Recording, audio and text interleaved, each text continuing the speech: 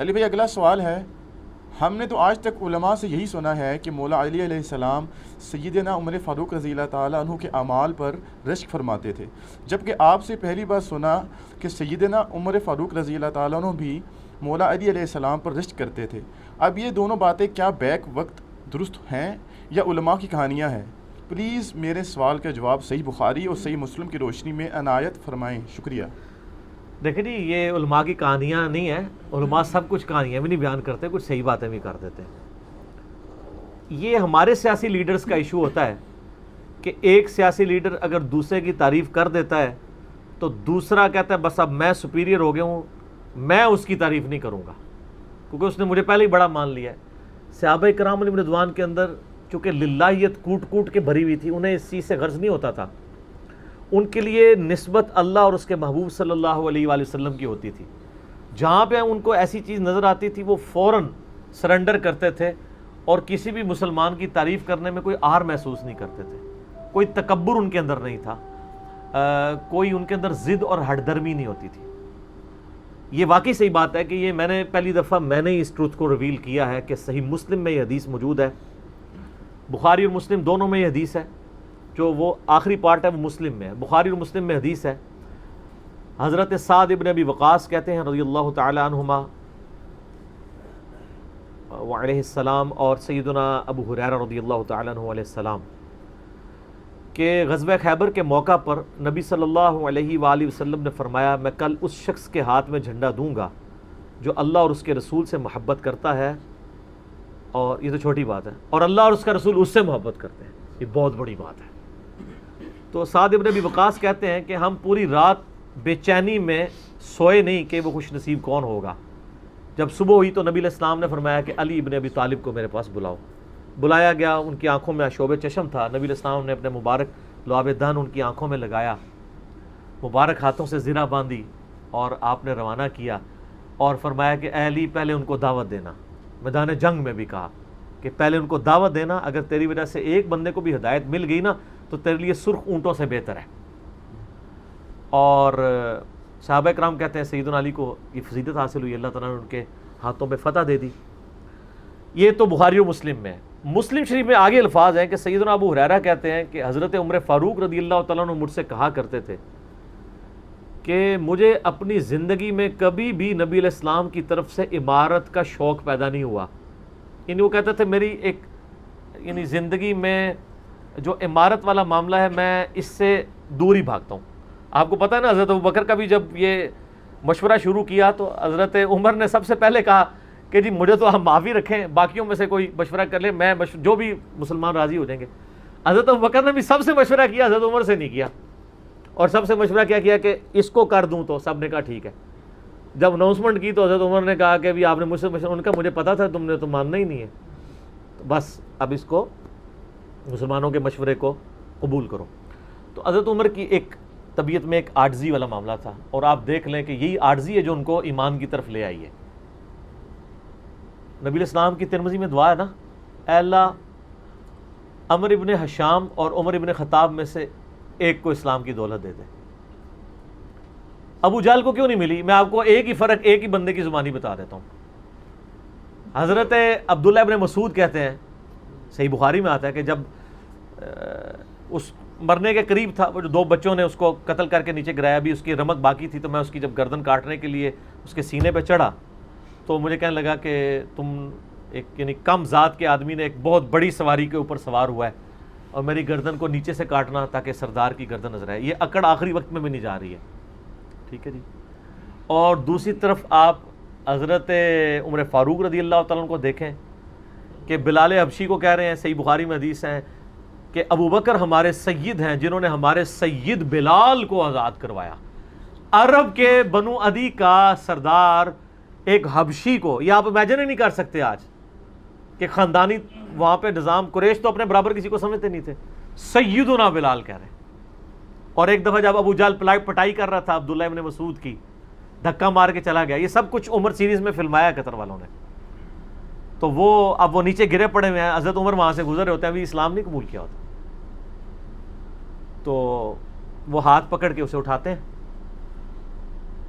تو عبداللہ بن مسعود کی زبان سے نکل جاتا ہے کہ واللہ تم ان دونوں میں سے بہتر ہو. تو یعنی جو نبی علیہ السلام نے 2 مانگے ہیں نا، ان میں سے تم بہتر ہو، یعنی عاجزی ہے، یعنی ہے کافروں کی پارٹی میں اور میرے ساتھ بھی اس نے سلوک کر رہے ہو، اور وہی ہوا، اللہ تعالیٰ نے ان کو قبول کر لیا. تو کی ایک کریکشن ہے، اور میرے خیال سے وہ دولت، اسلام کی دولت کا نہیں کہا تھا، ان میں سے کسی کے ذریعے اسلام کو عزت دے. ہاں یہ بھی ہے، یہ 2 علیحدہ حدیث ہیں، 2 علیحدہ، ترمذی میں دونوں روایتیں موجود ہیں. اچھا اب آپ دیکھیں کہ سیدنا عمر فاروق رضی اللہ تعالیٰ عنہ کہتے ہیں، حضرت ابو ہریرہ کہتے ہیں مسلم شریف کی اس حدیث میں کہ حضرت عمر مجھے کہا کرتے تھے مجھے پوری زندگی کبھی عمارت کا شوق نہیں ہوا سوائے اس دن کے کہ جس دن علی کو جھنڈا ملا. مجھے بھی خواہش تھی کہ کاش نبی علیہ السلام مجھے وہ جھنڈا دیتے. یہ حضرت علی کے لیے بہت بڑی فضیلت ہے اس حوالے سے کہ سیدنا عمر ان پر رشک کرتے تھے. باقی ایک سنن کبریٰ البیہقی میں من گھڑت روایت ہے کہ حضرت عمر کہا کرتے تھے، وہ جو ایک بڑی مشہور بیان کر رہے ہوتے ہیں کہ جی وہ ستاروں کے برابر کس کی نیکی ہیں. حضرت عائشہ نے پوچھا تو ان کا بھی تیرے باپ کی ہیں، تو حضرت عمر کی ہیں، تو پوچھا کہ میرے باپ کی، ان کا جی ان کی تو ایک نیکی جو ہے وہ غار ثور کی سب پہ بھاری ہے. اس حدیث کو شیخ البانی نے، شیخ زبیلی زئی صاحب نے، دونوں نے لکھا ہے یہ موضوع حدیث ہے، وضع کی گئی حدیث ہے، لیکن یہ ہمارے مسلمانوں کے بچے کو یاد ہے. جعلی حدیث ہے، ضعیف نہیں سر، گھڑی ہوئی حدیث ہے. اور جو مسلم شریف کی حدیث تھی وہ ہم نے آگے ایکسپلور کی ہے کہ حضرت عمر کہتے تھے مجھے علی پر رشک ہے کہ مجھے وہ جھنڈا نہیں ملا اور علی کو ملا. دوسری طرف سیدنا علی بھی سیدنا عمر سے بڑی محبت کرتے تھے. ہاں بخاری اور مسلم دونوں میں حدیث ہے، مشکات میں بھی آپ کو مل جائے گی 3 جلد میں، حضرت ابو بکر عمر کے فضائل کے چیپٹر میں. عبداللہ ابن عباس کہتے ہیں کہ سیدنا عمر کی میت رکھی ہوئی تھی اور لوگ ان کی میت پہ رو رہے تھے اور اپنے اپنے انداز میں ان کے اوپر سلام پیش کر رہے تھے کہ آپ کی وجہ سے اللہ نے اسلام کو اتنا عروج دیا، رومن اور پرشین امپائر گر گئیں، یرموک اور قادسیہ میں اللہ نے مسلمانوں کو فتوحات دیں. اور کہتے ہیں اتنے میں ایک شخص میرے پیچھے آگے کھڑا ہوا، کیونکہ میں بھی میت کے سامنے بیٹھا ہوا تھا، تو اس نے میرے کندھے کے اوپر آ کے یوں کونی رکھ لی اور اس نے سیدنا عمر کی میت کو مخاطب کر کے کہا کہ اللہ تجھ پہ رحم کرے اے عمر ابن خطاب. میں نے اللہ کے محبوب صلی اللہ علیہ وآلہ وسلم سے بارہا سنا تھا کہ میں ابو بکر اور عمر فلاں جگہ گئے، میں ابو بکر اور عمر داخل ہوئے، میں ابو بکر اور عمر نکلے. مجھے امید تھی کہ تم اپنے ان 2 ساتھیوں کے ساتھ جا کے ملو گے. کون سے 2 ساتھی؟ سیدنا ابو بکر اور سیدنا محمد رسول اللہ صلی اللہ علیہ وآلہ وسلم. اور اللہ کی قسم اس روئے ارض پہ تم وہ شخص تھے کہ مجھے خواہش ہے کہ میں تمہارے اعمال کے ساتھ اللہ کے حضور پیش ہوں. ظاہر ہے اتنا بڑا عروج سر، انسانی تاریخ کا سب سے بڑا ریولوشن نبی علیہ السلام کا، اس کی ایپیکس سیدنا عمر کے دور میں ہوئی ہے، اور یہ اللہ کا معجزہ ہے. نبی علیہ السلام کی مبارک زندگی میں انقلاب آتا نا تو اس طرح کے تو بہت لیڈر پہلے بھی آئے تھے جنہوں نے اپنی زندگیوں میں انقلاب لے کے آئے تھے. یہ معجزہ یہ تھا کہ وہ شخص دنیا سے چلا گیا، ہزاروں اس کے ماننے والے مرتد ہو گئے عرب قبائل، اور چند مخلص ساتھی ساتھ ہیں، اس کے باوجود اللہ نے رومن اور پرشین امپائر الٹوا دیے. کتنا بڑا معجزہ ہے. اگر نبی علیہ السلام اپنی مبارک زندگی میں کر جاتے، وہ تو اسکندر اعظم بھی کر گیا، بعد میں چنگیز خان نے بھی کیا، بڑے بڑے لیڈر آئے. یہ ڈفرنس ہے، ایک یہ ڈفرنس، اور دوسرا ڈفرنس یہ کہ نبی علیہ السلام نے اپنی وفات کے بعد 10 سال بعد، 20 سال بعد، 30 سال بعد، 50 سال بعد، ایون 500 1000 سال بعد ہونے والے واقعات کو بھی بیان فرما دیا کہ یہ ہوگا. آج تو ہم تاریخ میں دیکھ سکتے ہیں کہ وہ سب کچھ ہوا ہے.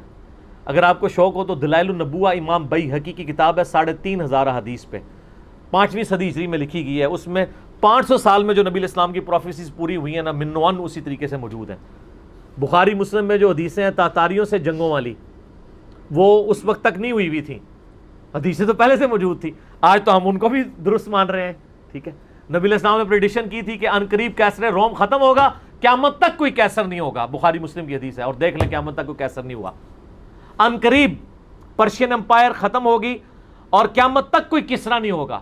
آج دیکھ لیں 1400 سال ہو گئے ہیں، سر یہ اسی طریقے سے ہے کہ میں کہوں کہ ان قریب امریکہ اور رشیا ختم ہو جائیں گے ود ان فیو ایئرس، اور قیامت تک کبھی ان کو پاورز نہیں ملیں گی جو کہ ابھی پاور ہیں اور جن کی صدیوں سے چل رہی ہیں، اور وہ پھر پاور بھی ان لوگوں کے ہاتھوں ہوئی ہیں کہ جن کے پاس اسلحہ بھی نہیں تھا ان کے ساتھ لڑنے کے لیے، مین پاور بھی نہیں تھی ان کے لیول کی، الٹوا دی اللہ تعالیٰ نے۔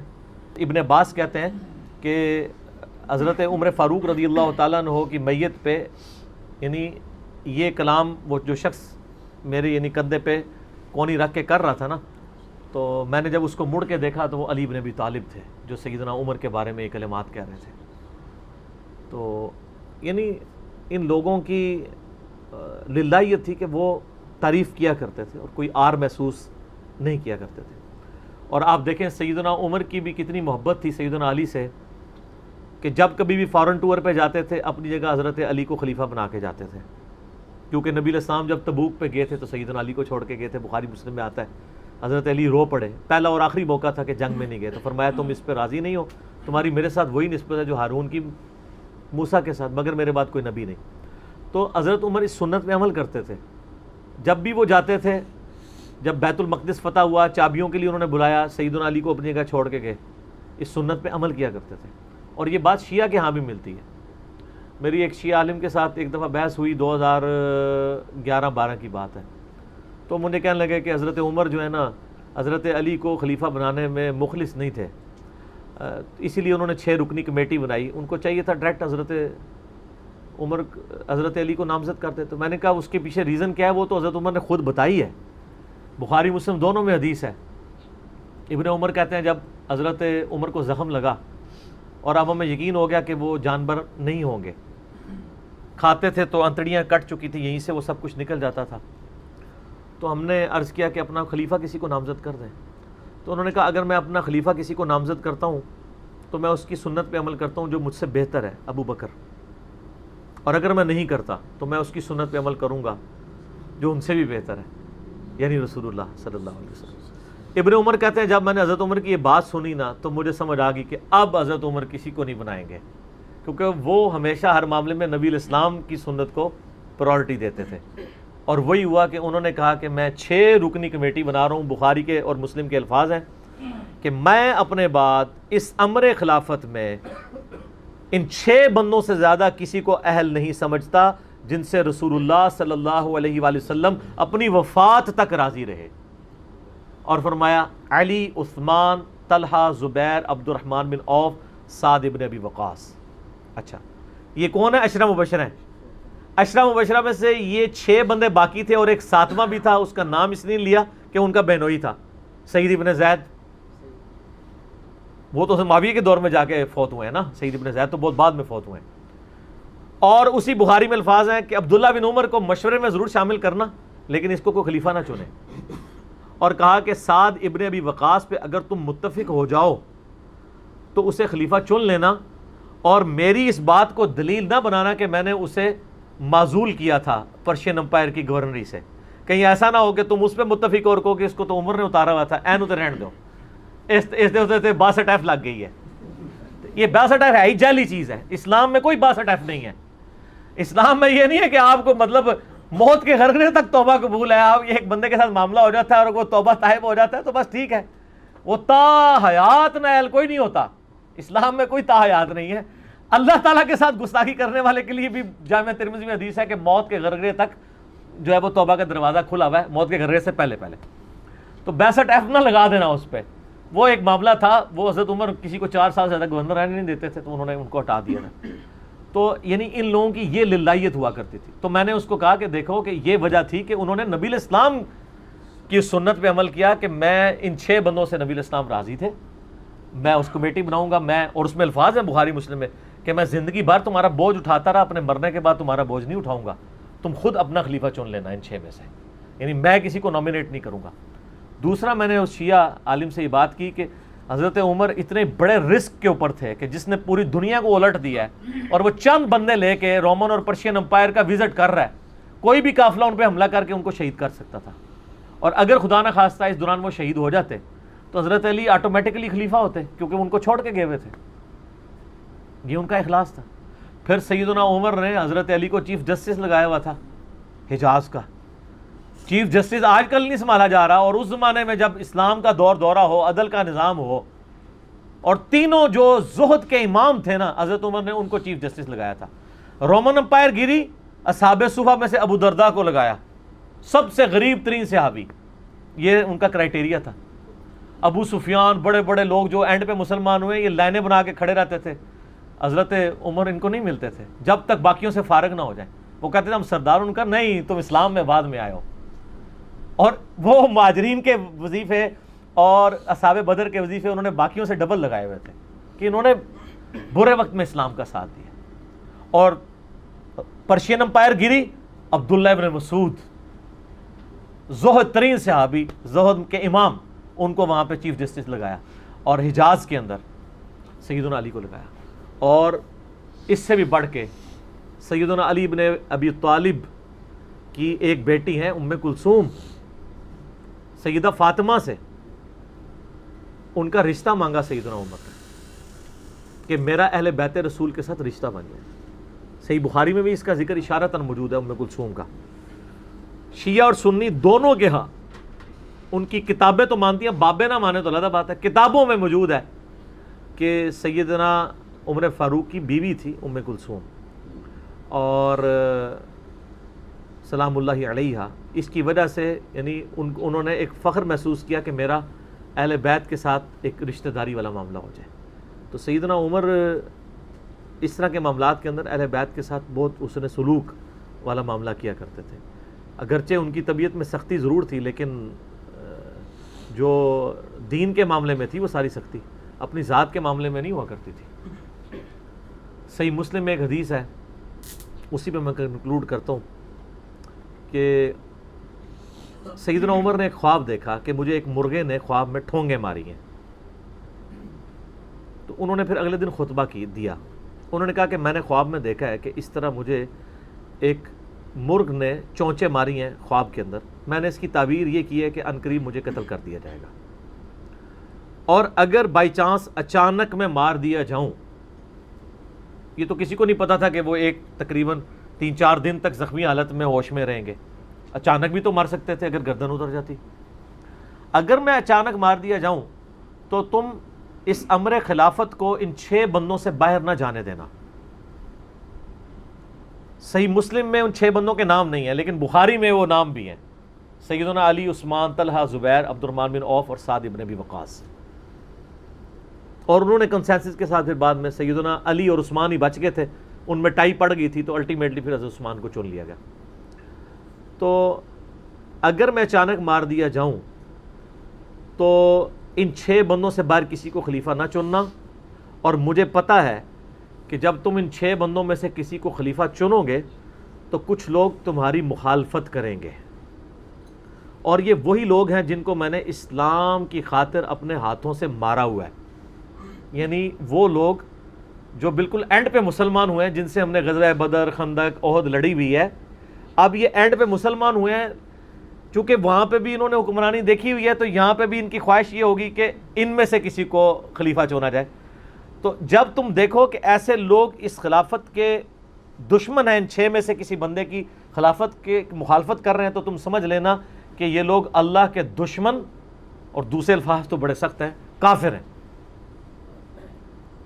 اب اس کی انجینئرنگ میں نہیں کرتا، وہ پھر کسی اور طرف بات چلی جائے گی. آپ میرا ریسرچ پیپر واقعہ کربلا کا حقیقی پس منظر 72 صحیح الاسناد احادیث کی روشنی میں، جس میں میں نے 200 روایتیں اکثر بخاری مسلم سے پیش کی ہیں، اس کے سٹارٹ میں میں نے حدیث لکھ کے پھر لکھا ہے کہ اب آئندہ صفحات میں آپ کو پتہ چلے گا کہ سیدنا عمر اسلام کا دشمن کن لوگوں کو سمجھتے تھے. اور یہی الفاظ صحیح بخاری میں عبداللہ بن عمر نے بھی استعمال کیے تھے. کس کے بارے میں کیے تھے وہ ہمارا آپ ریسرچ پیپر پڑھ لیں. ٹھیک ہے جی.